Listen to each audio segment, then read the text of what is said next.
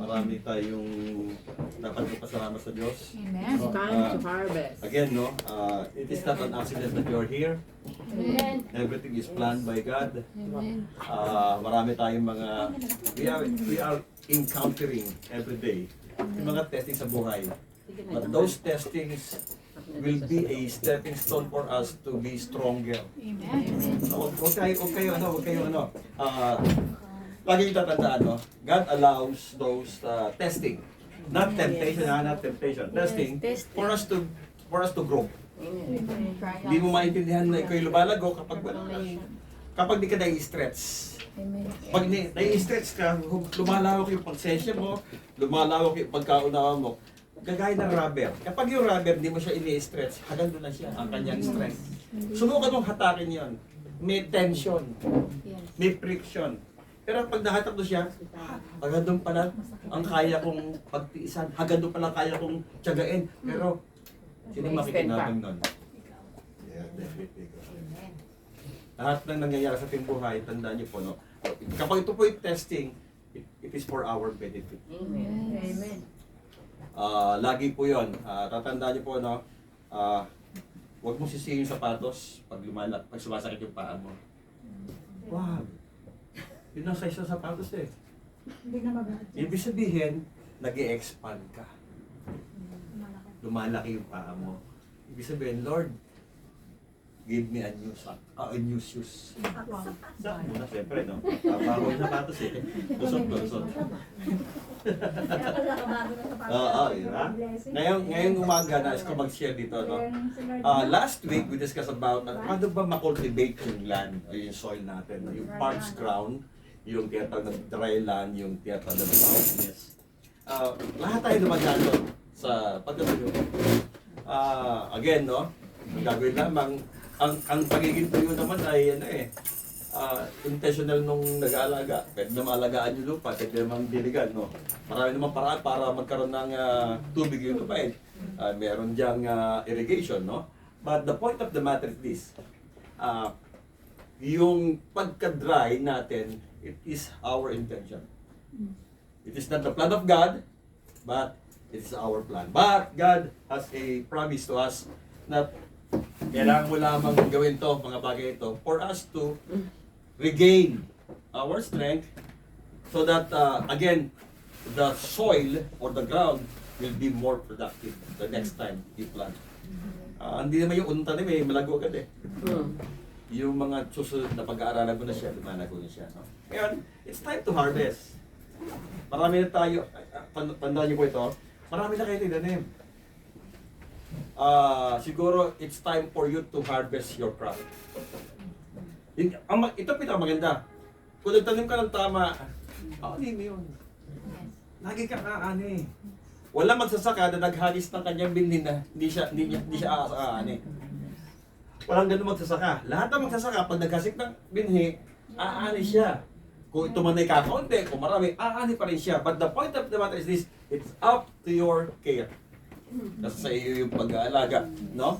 Unless na may mga calamities. But again, ano pa rin yun, nasa ating care pa rin kung ito ba ay mas marami o kakaunti.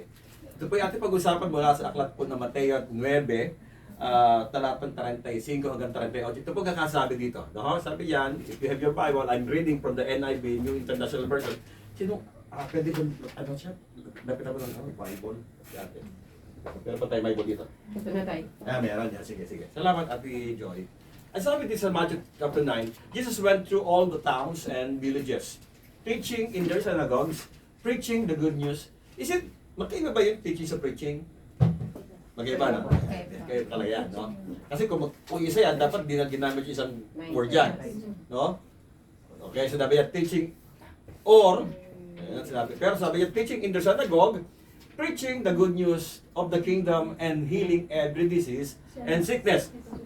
Then, when he saw the crowds, he had compassion on them because they were harassed and helpless like sheep without a shepherd. Verse 37. Then he said to his disciples, the harvest is plentiful, but the workers are few. Verse 30. Ito pa yung last verse pala, di para 39, no? As the Lord of the harvest, therefore to send out workers into his harvest field. Wow. But before I go to introduction, alam niyo po ba ang pinaka-dames domesticated animal?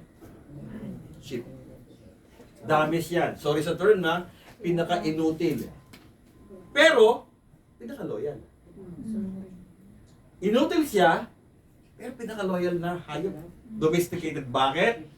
For example, ako sabi kasi yan, like a sheep without a shepherd. Lagi siya umaasa sa pastol. Kunwari ha, may mga, meron akong lupon na mga tupa. Dadali ko sa green pasture, di ba? Makakainin ko, iuuwi ko. Kinabukasan, hindi nila kaya puntahan yun. Di kagaya ng aso, alam ng aso kung saan kakain, saan dudumi, alam ng aso yun. Pero ang sheep, hindi. Antay ulit niya yung kanyang pastol. At take note, kailangan kilala niya yung boses ng kanyang pastol. That sheep will not follow kung iba yung boses. Yan ang maganda sa kanya. Ganun po, magamat siya inutil ha, inutil siya, pero napaka-loyal naman niya. At ang pakikinggan lang niya, yung kanyang pastol. Pero inutil ha. Bakit? Aasa lang siya sa kanyang pastol. Wala siyang ibang asa. Hindi siya aasa sa ibang pastol. Hindi. Kung sino yung na-record sa kanyang tinig, hanggang siya mamatay, yun lang makikinggan niyang tinig. Again, inutil siya, pero napaka-loyal. Ganun pala gusto ng Diyos. Ganun ang gusto ng Diyos. Nakita ni Jesus, when he roamed around the villages and town, he saw the crowds like a sheep. Ibig sabihin, for how many years, wala nag-aalaga sa kanila. Yung mga Pharisees na sinasabing nilang tinawag ng Diyos, ay hindi nag-aalaga. They are hirelings. Then, when Christ roamed around the Jerusalem and other places in Israel, nagkaroon siya ng compassion. Ganun pala ang mga tunay na naglilingkod sa Diyos, lagi siya may compassion. Sabi niya, para silang mga tupang. Sa akin introduction ito sabi.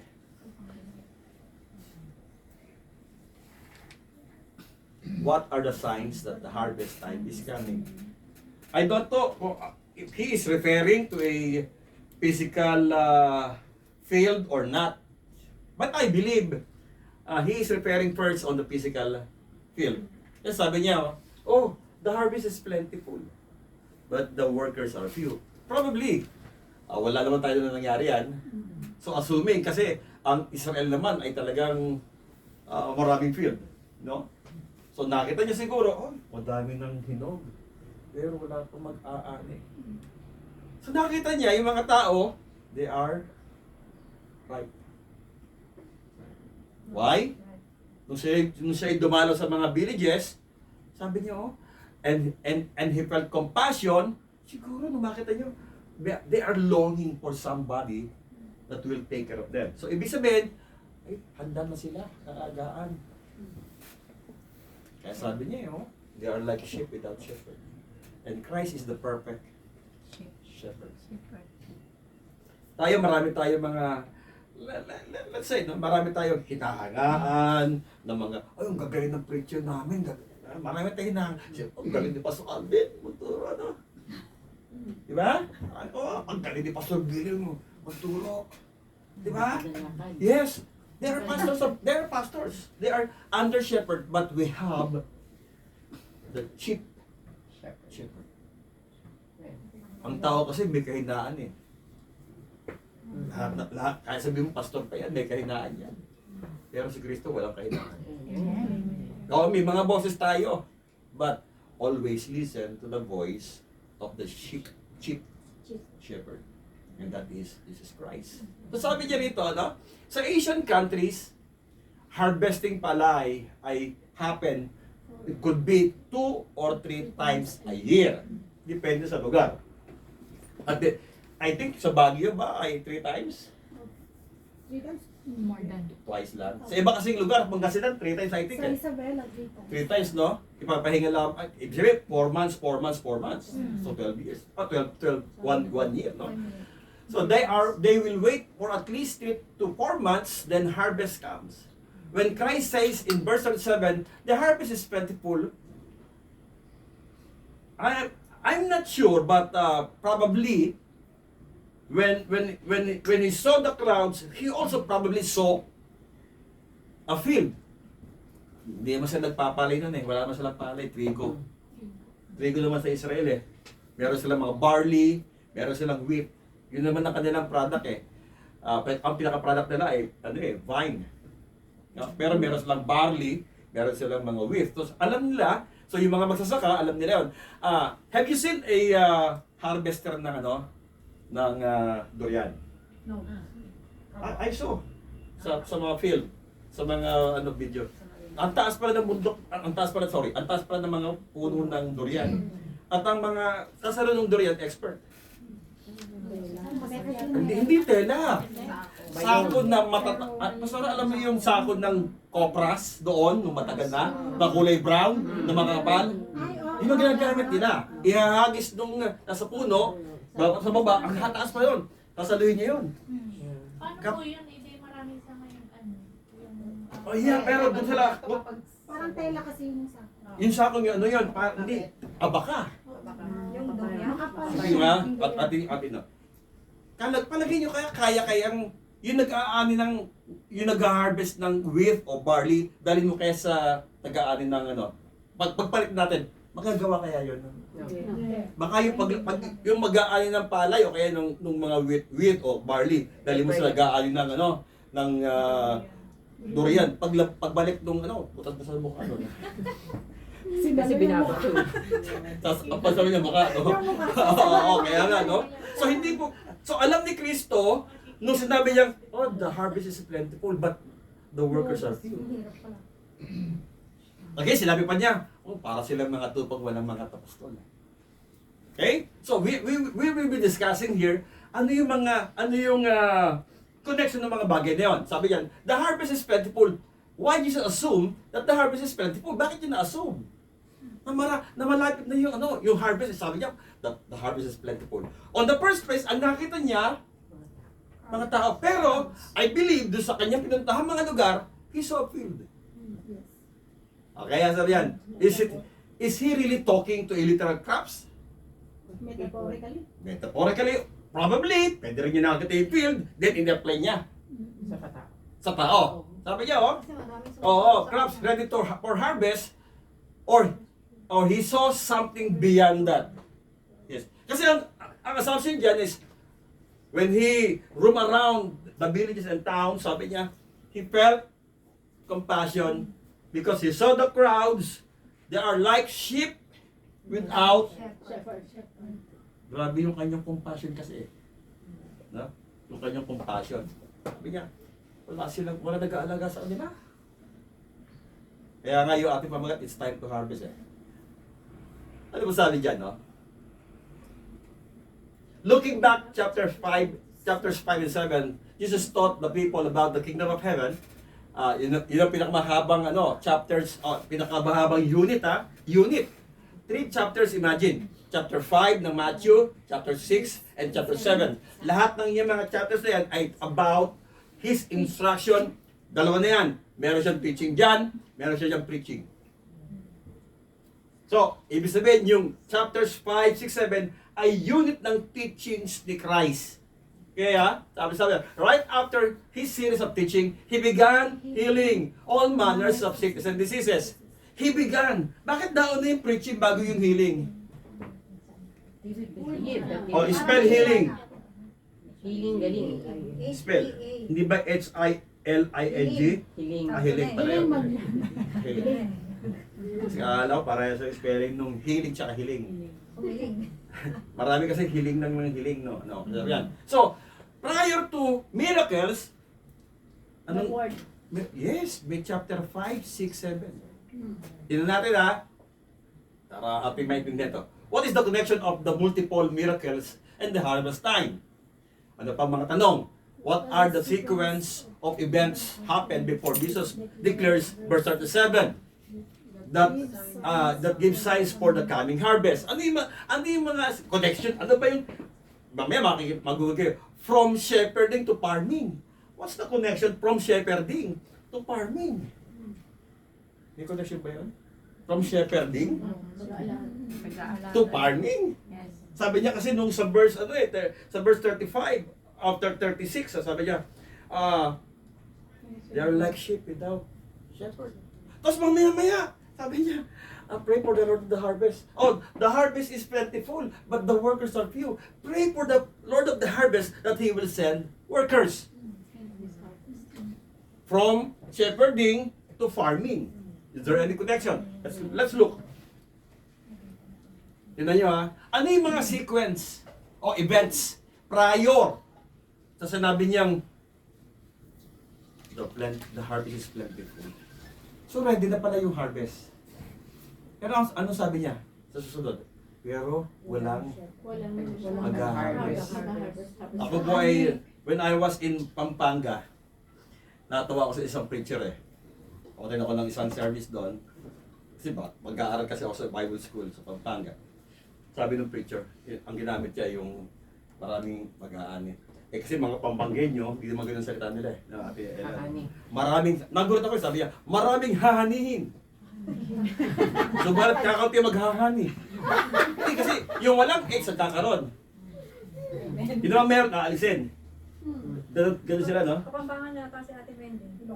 Kasi sabi niya, basahin mo bago Basahin. planchain. No, kaya nga. Pero hindi lahat. Hindi lahat. Pero hindi lahat. Basahin. Dapat ang gusto niya. Hindi lahat. Basahin mo. Sabi niya, basahin mo. Sabi ko, read. Pero hindi lahat. Hindi lahat. Ay naman eh. Maraming hahanihin. Akala ko sa, di mag-date kaya? Maraming hahanihin, kakunti maghahani. Kasi magkapagpangan sila eh. So sabi ko, ito pala ibig sabihin doon, maraming aanihin. Pero kakunti ang mag-aani. Kasi ganoon nga sila eh. Lalagyan yung H. Pag wala, pag namang meron, aalisin. Kaya nga yung Mexico. Hindi nila makuha ang Mexico eh. Mexico, Pampanga. Ang tawag nila Mexico. Hindi Mexico. Mexico, Pampanga. Oho. Kaya nga minsan, pag ikaw inibitahan ng pastora sa Pampanga, English mo na lang yung King of Kings, saka Lord of Lords. Pangit. Ari naman. Uy! Sabi ko nga, English na lang eh. Ate Ella talaga. Sabi ko, Englishin na lang. Oh. Ayaw ko na. English lang ha? English lang. English lang. Grabe O, siya. pastora, pag inibitahan sa Pampanga ha? Ingat. Pag inibitahan ka naman sa Bisaya, marunong mag-English. hindi, alam naman siguro. Pag napunta ka sa Bisaya naman, huwag mo sabihin na ang langgam ay gumagapang, ha? Lumilipad ang langgam doon. Ang langgam nag-ibon. Ha? So, tingnan natin to, ha? Tingnan nyo, prior, ha? Ang ating pag-usapan, prior, ano yung mga events prior doon sa harvest? Tingnan nyo to. Ano nakakita nyo yung picture? Ano ginagawa ni Kristo? Ano ginagawa ni Kristo? Nagtuturo siya. Ha? Nagtuturo siya. Prior to harvest, meron siyang ginagawa. Kasi sabi niya, the harvest is plentiful, but there are few workers. As the Lord of the harvest, that He will send workers for the harvest. So, prior to that, nakita niya, oy, marami ng ani. Anong sabi yan? People are longing For the word See? of God. Ganyan pala yung sequence niya, ganyan pala events niya. No? But prior to harvest ay, people are longing.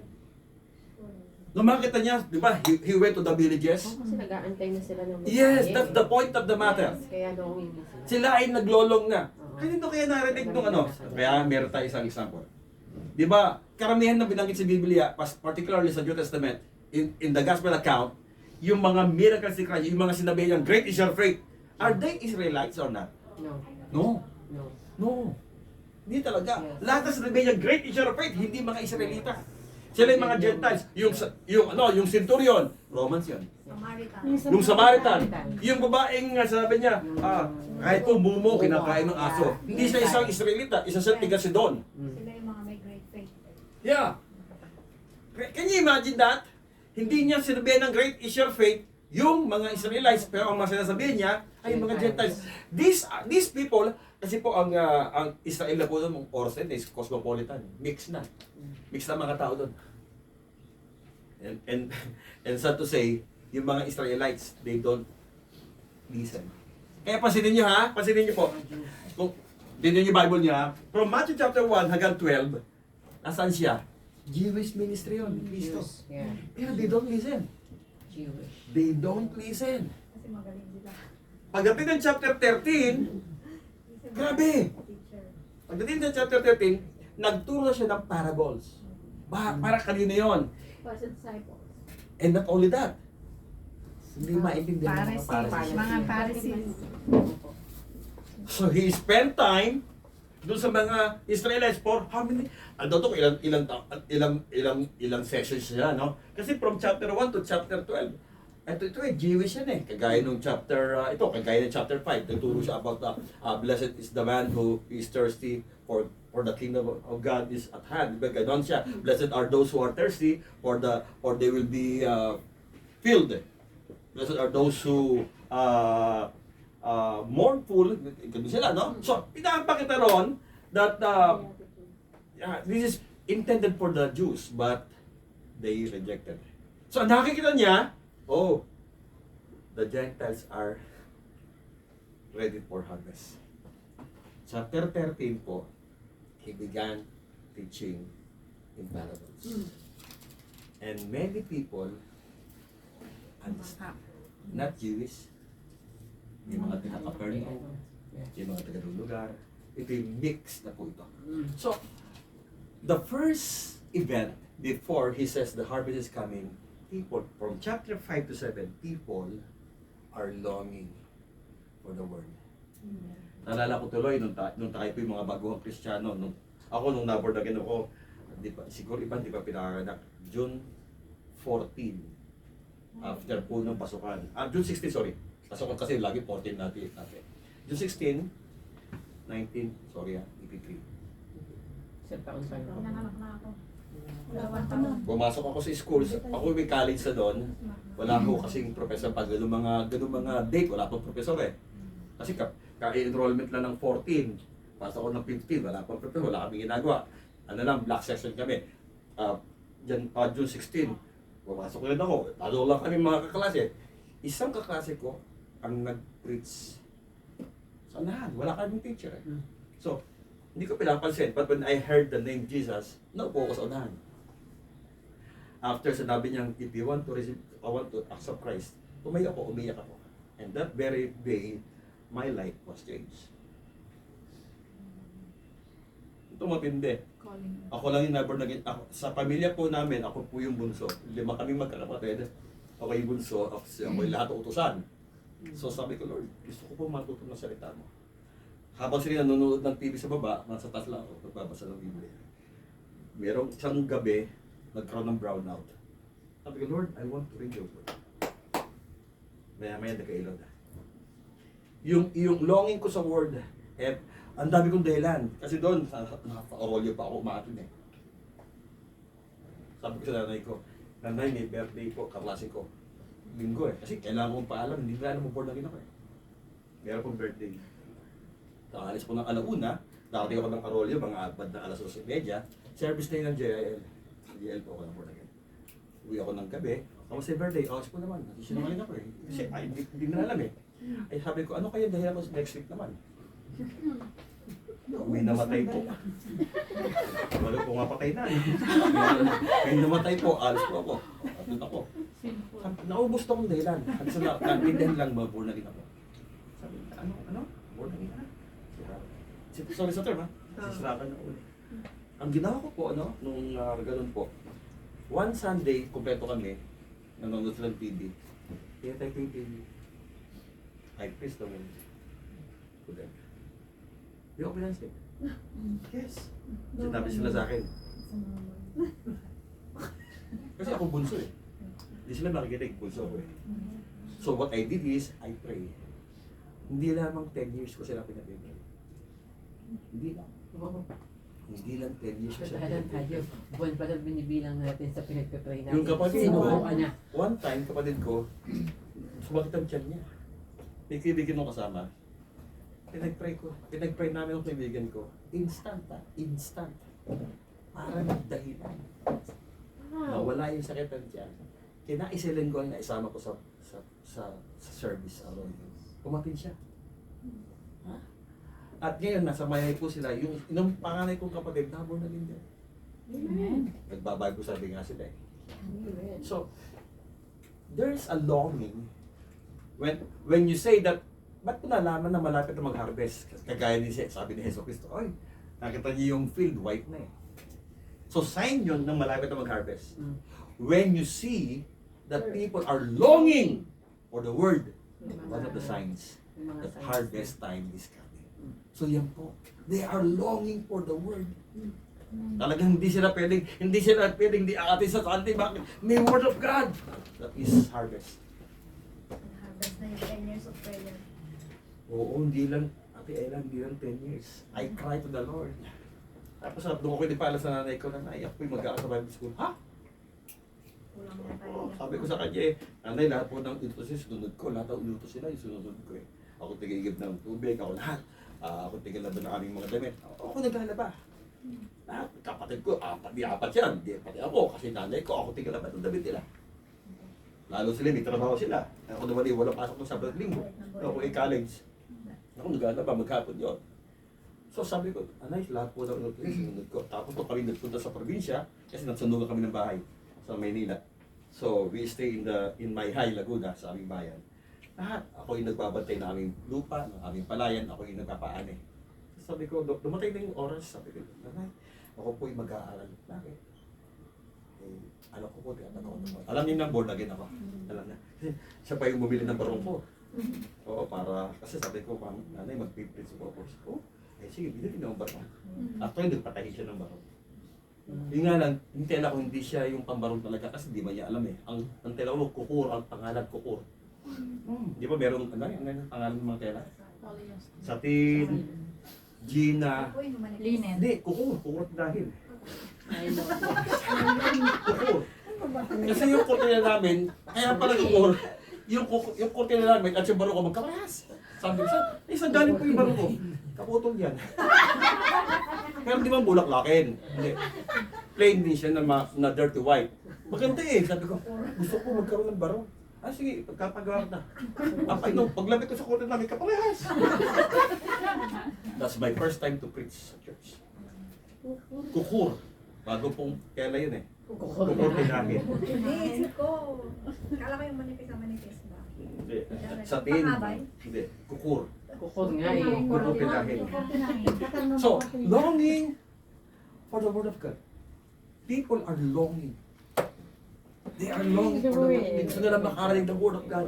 Saan ba may Bible study? Saan ba may Bible study? Sabi ko kasi yung last week eh.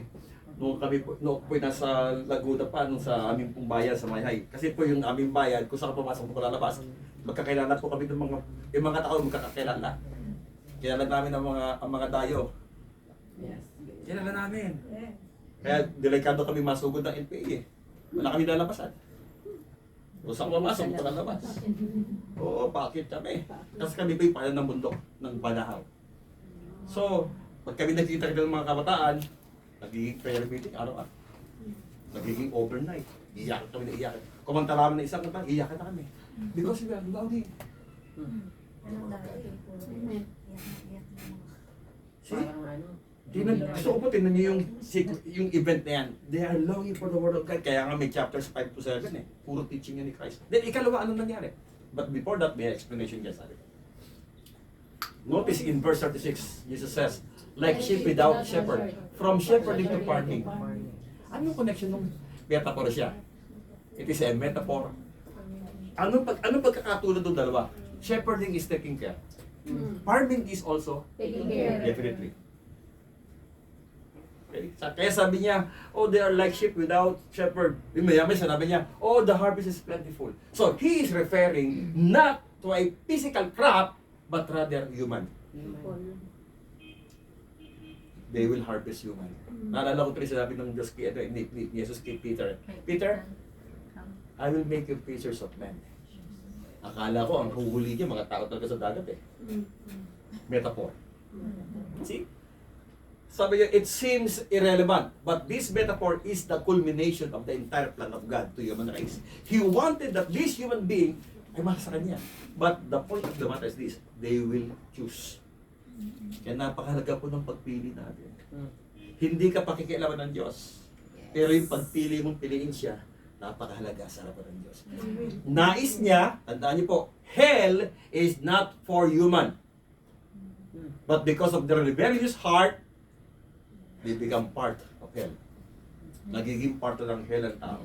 It is not God who sent them to hell, but it's their choice. Yung pagpili nila. Kaya sabi ng Panginoon, ang daming aanihin, walang mag-aanin. Ask the Lord of the harvest that He will send. So, ang nagsesend pala ng worker, hindi yung pastor, kundi yung Diyos. Yes. God is the one who sent. Kaya sabi niya, no? Yung verse 36, they are like sheep without shepherd. Then sabi niya, from shepherding to farming. Ask the Lord of the harvest. The harvest is plentiful, but there are few workers. From shepherding to, it is a metaphor, but the same ang kanyang meaning.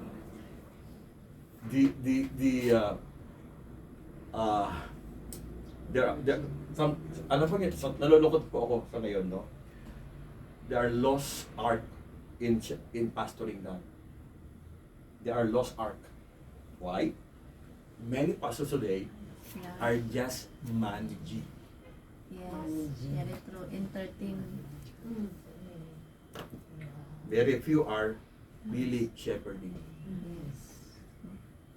Yun po nakakalungkot. Alam po ni Pastor Ren, nagkakashare kami ni Pastora. Sabi ko, so nakakalungkot ng marami ngayon, Pastor. Nagmamanage na lang. Hindi talaga nagsya-shepherd. And that is a sad thing. We are called to shepherd, not to manage. We are not boss, but we are leaders. The difference between boss and leaders are boss are standing and commanding. Do this, do that. But leaders are, come on, let's do it together. Let's do it together. Yes, we. Kaya nga, ito po yung lost ark of shepherding ngayon. Let us pray to God that God will restore and God will send true shepherds that will taking care of the sheep. Okay? So, yun po yung una. Ang una pong event ay marami, they are longing for the Word of God. That's why nagsabi si Kristo, ay hinog na. Handa na sila. Okay, pangalawa, tingnan niyo po. Kasi niyo ha, yung mga picture natin. Ano ginawa niya sa ikalawang picture? Meron siyang, ito yung sinabi niya sa bata, Talita kum. Little girl, stand up. Talita kum. Okay? Ano yun? Aramaic word. See, nagpapagaling siya, oh. Ito naman yung bulag. Pinagaling niya yung bulag. Yep. Oh yeah, marami siya pinagaling, oh. Ano yung ikalawang event for harvest? Tingnan niyo po. Ano yung una? Chapters 5 to 7. Anong makikita niyo po sa chapters 5 to 7? Anong ini-establish doon? Teaching. Faith. Faith. Sabi ng Romans 10:17, faith comes by hearing, and hearing the Word of God. So therefore, the establishing faith, I believe, faith and miracle always together.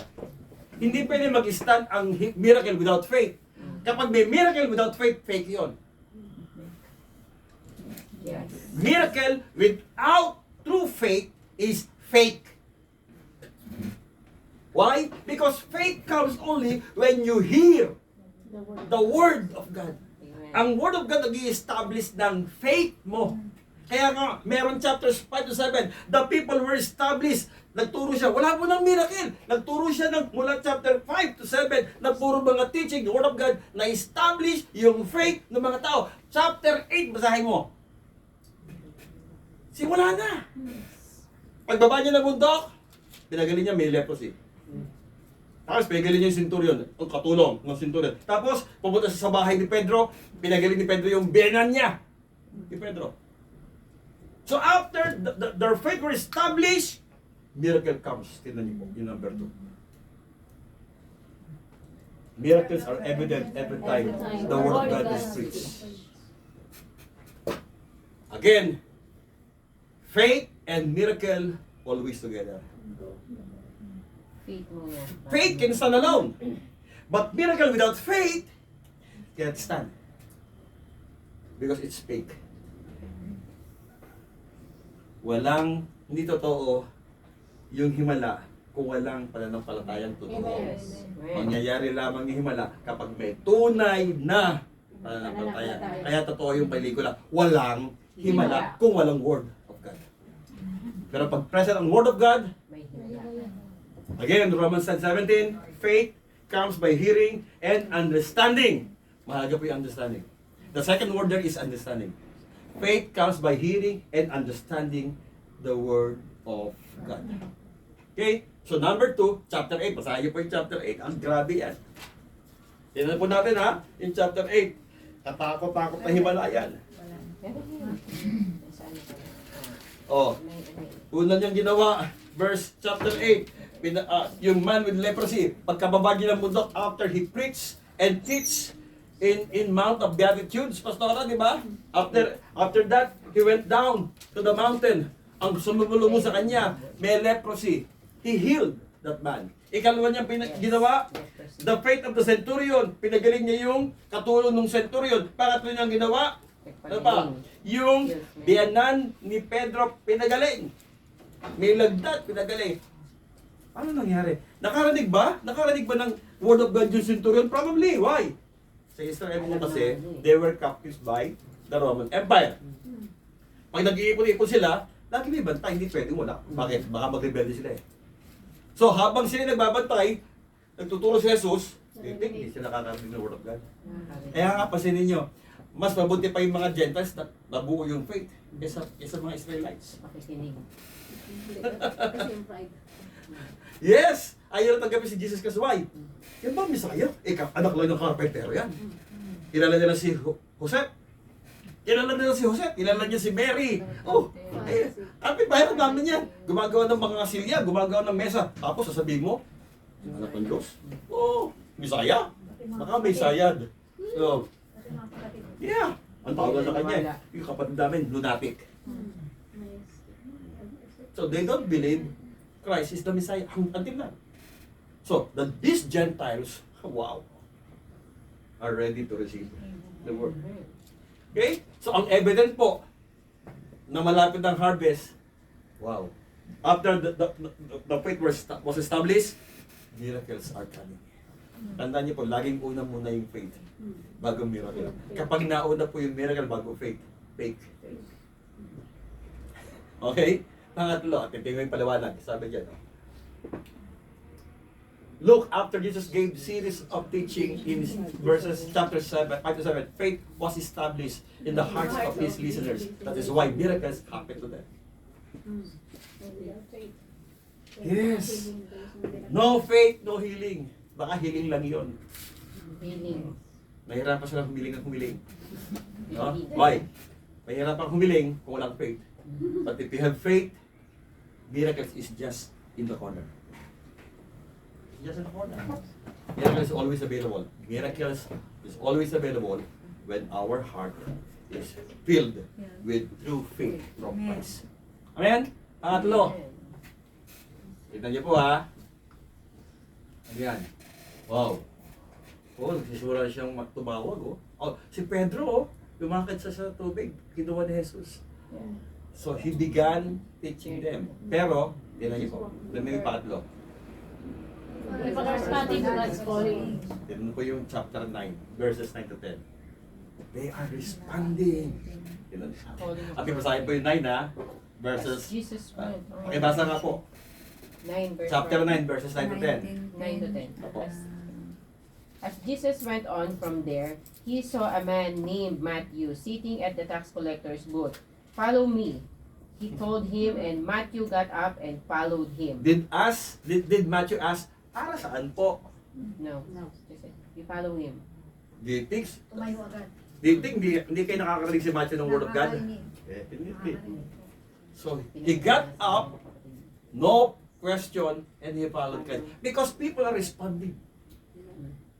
When the faith is established in the heart of the people, when God calls, kaya nga kayo na, kumakanta tayo, you gently call me into your presence, guiding me by your Holy Spirit.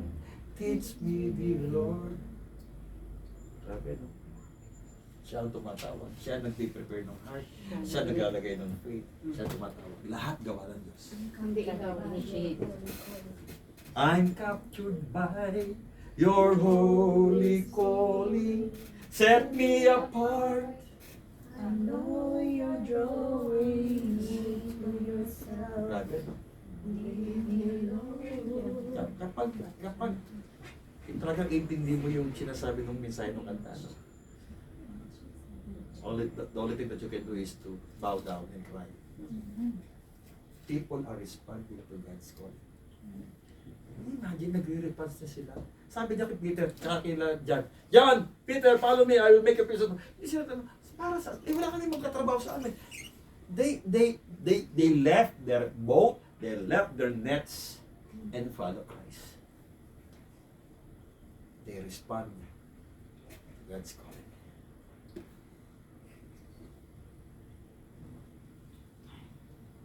If it is God's timing, Then people respond to his call. kaya pala sabi, ako, pag dami nang nagsisi sa akin, ako yung high school pa lang, fourth year ha, same year, fourth year ako, dami nang nagsisi sa akin ng gospel. I rejected them. Pero pagdating ng June, same year, God's timing. Sabi niya na, if the harvest is planned by God, then He will call laborers. Yes. It is God's timing. I will tell you this. It is not accident that you are here. Hindi ito aksidente. There is no such thing, accident in God. Kung aksidente sa Diyos yan, hindi na malaya ng Diyos. So, kapag sinasabi aksidente ito, hindi na siya all-knowing. Yeah. Eh, siya may plano ng buhay natin. Everything was planned. Everything was and is planned by God. If it is plan of God, then therefore He will provide and He will send laborers. Amen. So, huwag kang magtaka. Bakit nasa church ka? Church ba to? Bayan. Plan ang Lord, ang God sa atin. Where the people is, that's the presence of God. Where the people is, that's the kingdom of God. See? Sabi niya, no? God, then He will call laborers to be part of that great harvest. Ano niyo ba? Hindi, kaya ako sabihin lucky, hindi naman ito sa Biblia. No? We are blessed. Why? We are part of the ultimate harvest na mangyayari. Amen. Kaya nga pray ko, Lord, count me in. Count me in. Lord, ibilang mo ako doon sa mga mag-aani sa huling Amen. panahon. Count me in, Lord. Count me in. Kaya nga, tansinin niyo ha, before it happened, may gagawin pa Diyos. Ito yung pang-apat, ilan niyo. Basahin niya. If it's God, if God. Tingnan niyo, ano ginagawa ni Kristo? Nagtuturo yan. O, tinuturuan niya, oh. Alis na siya. O, nagtuturo siya dyan. O, dalawa-dalawa, sabi niya sa kanyang, actually, di lang 12 disciples yun eh. Mga 70 na sila eh. Sabi niya, pwede magdalawa-dalawa kayo. Hindi kayo nagdalawa. They were sent by Jesus Christ. Tuwan-tuwa sila, bumalik sila. Sabi niya, Lord, lumalas, may mga demonyo. Ano sabi ni Kristo? Huwag kayo matuwa dahil lumalas ang demonyo. Matuwa kayo sapagkat ang mga pangalan ninyo ay nakasulat. Nakasulat. We are listed on God's book.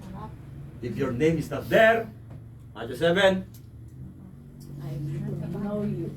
Matthew 7, Matthew 7:21-10. though many are calling, Lord, Lord, Lord, Yes, Lord. many I are told them, calling, but I will no tell to them, action. Yes. I never knew you. Who you?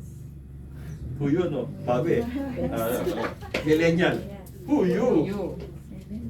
Matthew 7:20. Matuwa tayo di dahil tayo magaling mag-preach. Matuwa tayo di dahil kayo magaling magpakanta. Matuwa ka dahil ang pangalan mo ay nakasulat sa aklat sa langit. Amen. Thank you. Hindi pagalingan po dito. Yes. Isa lang magaling si Jesus. Amen. Kapag gusto mong pantayin si Jesus, kaya ka na rin si Lucifer. Si Lucifer gusto niyang pantayan ang Diyos. Ano ginawa sa kanya? So, walang magaling. Isa lang magaling si Jesus. Amen. Okay, binan niyo po yung number 4. Anong ginagawa?